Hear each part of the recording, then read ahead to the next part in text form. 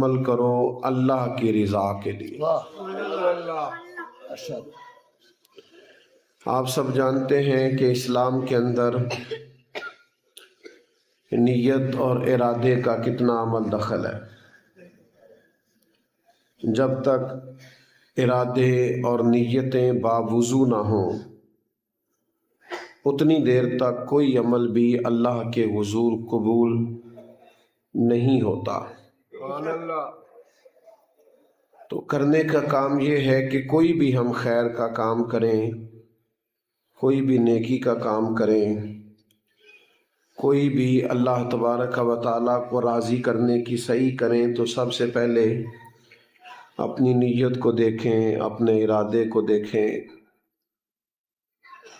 اپنے اندر پیدا ہونے والے جذبات کو دیکھیں کہ ان میں اللہ کی رضا موجود ہے۔ کئی دفعہ ایسا ہوتا ہے کہ ہم نہ چاہتے ہوئے بھی دکھلاوا کر رہے ہوتے ہیں۔ لاشعوری طور پر، شعوری طور پر لوگ بہت سارے ایسے کام کرتے ہیں جس میں محسوس ہوتا ہے کہ تصنع واضح ہو گئی، تو بڑی محنت کر کے، بڑی جد و جہد کر کے کوئی نیک کام کیا جائے لیکن اس کا نتیجہ ہی کوئی نہ نکلے۔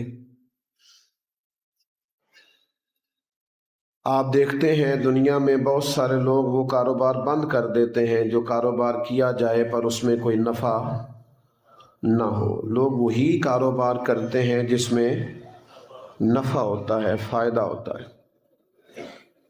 تو دین کا کوئی بھی کام اس وقت فائدہ مند ہوتا ہے جب کہ اس کے اندر نیت اور ارادہ درست ہو،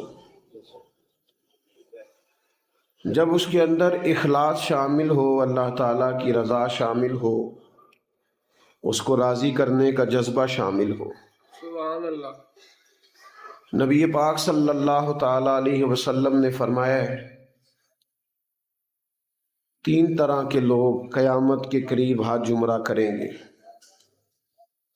کچھ تو خالص حج عمرہ کریں گے، کچھ سیاحت کریں گے، اور تیسرا فرمایا کچھ لوگ تجارت کریں گے۔ تو خالص اللہ کی رضا کے لیے کوشش کرنی چاہیے کہ انسان اللہ کے گھر جائے۔ آج کل سٹیٹس کا دور ہے، فوٹو کا دور ہے۔ دیکھیں نا، میں بار بار عرض کر رہا ہوں کہ آپ رہنے دیں بیٹا، چھوڑ دیں اس کو، یہ چل رہے ہیں، باقی کام ہو جائے گا انشاءاللہ۔ بات تو کرنے آتے ہیں آپ کے ساتھ، اور آپ ہمارے آگے کیمرے کر دیتے ہیں کہ کیمروں سے بات کریں، آپ ہمارے آگے موبائل کر دیتے ہیں، موبائل سے بات کریں۔ 2 4 5 لوگ بنا لیں، باقیوں کو دے دیں، ختم ہو گئی بات سارے۔ اور یہ جو بالکل سامنے بیٹھے ہوتے ہیں ان کو تو بالکل نہیں چلانا چاہیے، کیونکہ انہی سے تو بات کرنی ہوتی۔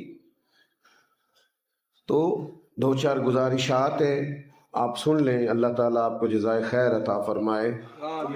میرے بھائی، خالص اللہ کی رضا کے لیے حج عمرہ کرنا چاہیے۔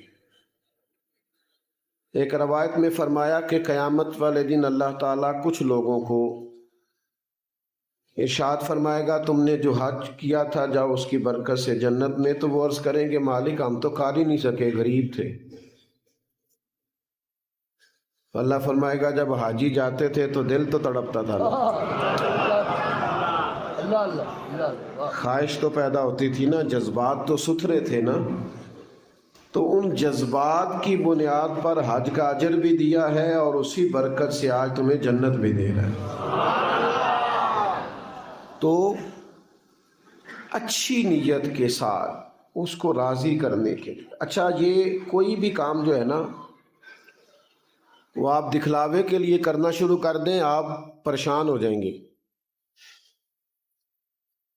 مثلا کسی جوان نے بال بنائے ہیں کہ لوگ مجھے دیکھیں، اب وہ کوئی دیکھ نہیں رہا تو پریشان ہے کہ میں نے اتنے پیسے لگا دیے، کوئی توجہ ہی نہیں کر رہا، دکھانے کے لیے کیا نا کام۔ تو جو کام بندہ اللہ کی رضا کے لیے کرتا ہے اس میں بندہ بے نیاز ہوتا ہے، بلکہ وہ کوشش کرتا ہے کسی کو پتہ ہی نہ چلے۔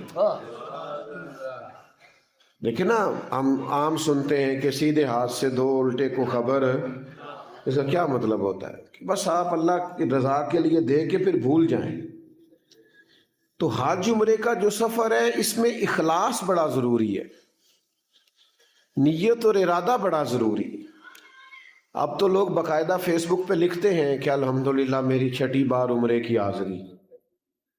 نہیں، آپ بتا رہے ہیں کہ آپ کی 6ٹھی دفعہ حاضری ہے، کیوں بتا رہے ہیں اور کس کو بتا رہے ہیں، کس کو خبر کر رہے ہیں آپ؟ اور ہر جگہ کی فوٹو، یعنی یہاں سے چلنے کی فوٹو، پھول ڈالنے کی فوٹو، پھر ایئرپورٹ پہنچنے کی فوٹو، پھر اترنے کی فوٹو، پھر جہاز کے اندر ایک فوٹو.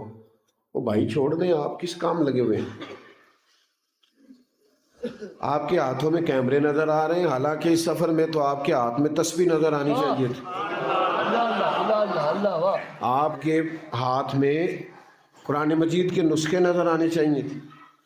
تو اخلاص. ایک بزرگ ہیں حضرت ابو مرتاش رحمۃ اللہ علیہ، امام کشیری نے رسالہ کشیریہ میں ایک بڑی لطیف بات لکھی ہے.